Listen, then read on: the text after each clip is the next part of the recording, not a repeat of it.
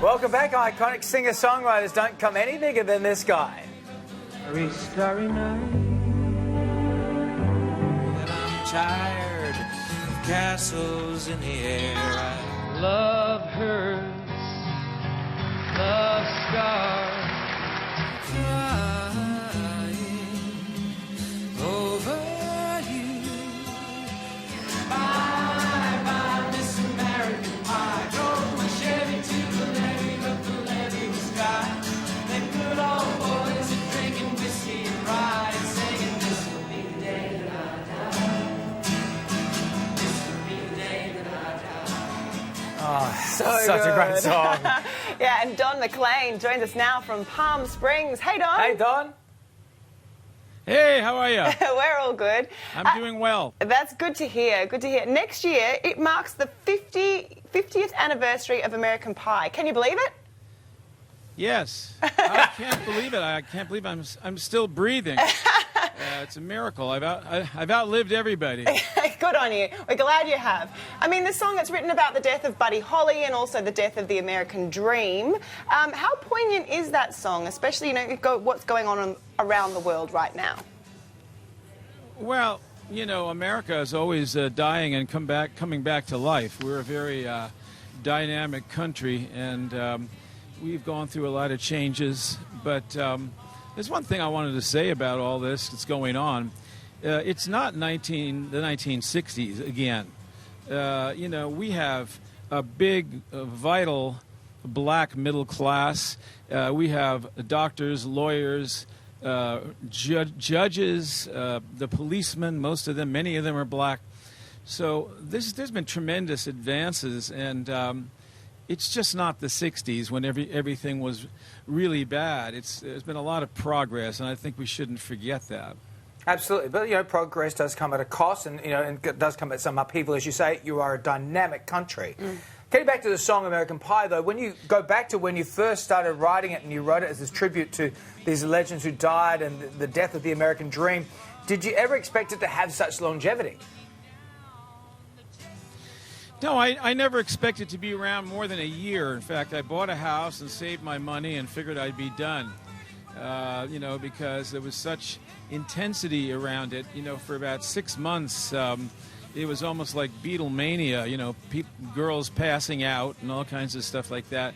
And it was wild. It was a little too much for me, actually, but because I'm a little bit more contemplative. But I dealt with it, and here I am 50 years later. Yeah, I mean, you've had so many hits. Your legendary song, Vincent, often referred to as Starry, Starry Night, yeah. That has been covered by many artists, including Ed Sheeran, and you two have performed the song together. So how did that come about? Well, that was because Roger Daltrey asked me to come to a show, a private show at Pacific Palisades. And it also had Van Morrison, and of course Ed was there, and Roger was there, and there were a lot of celebrities. And we all did our thing, and then Ed loves the song, so, you know, you can't get any bigger than he was at that moment. And he said, would you sing it with me? And I said, nah, I don't want to sing it with you. No. I said, yeah. You know, so we rehearsed it, and he was very easy to work with, and so, you know, there's always room for a different kind of an artist, no matter what. You might think there's all this loud music out there and rap music and all that, but then there's an Ed Sheeran who had the biggest tour, you know, 2 years ago ever. So, you know, there's always room for all sorts of different types of music, and we never really know what's going to show up. But he's a master of using the internet and social networking and all that, and so the guy's a genius, and you have to you know, figure out your own way. He's done that. You know, Vincent is one of my favourite songs of all time, and Buddy, and so you've written about Van Gogh, Buddy Holly. You had "Killing Me Softly" written about you. What was it like when someone turned the tables and wrote about you, Don? Well, you know, I mean, I don't really know what to say about that. Lori Lieberman has told the story about how she heard me sing the song Empty Chairs at the Troubadour there in Los Angeles, and I was kind of stuck in that gig doing that club because we made a deal with him. So I'm really glad something good came out of it.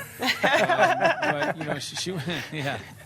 Man, I hated that place. Anyway, but no, she was terrific. I've gotten to know her a little bit, and there'll be a documentary about her actually, and her life and her involvement with the song and everything. She's a poet, you know, and a wonderful singer.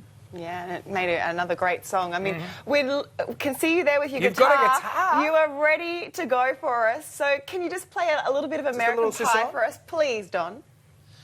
Well, I want to say that I'll be coming on tour on this 50th anniversary. I'll be coming to Australia. Yes. And I'd love to come on your show. Please do. I'd love to come on your show and announce the tour. Excellent. So if you'll invite me back, well, I will do it. You got it, man. All right. So bye, Miss American Pie. Drove my Chevy to the levee, but the levee was dry. Them good old boys are drinking whiskey and rye, singing, "This'll be the day that I die. This'll be the day that I die." Don McLean, everybody. He'll have be it. on tour once this is all over and we can have you back. Don, you are an absolute legend. Thank you so much. Thank you. Well done. Thank right, you. I mean, We've still got so Don much show to go. McLean, We've just the had the Fonz. Fonz and Don McLean on. What I a feel Thursday. sorry for the next person coming up.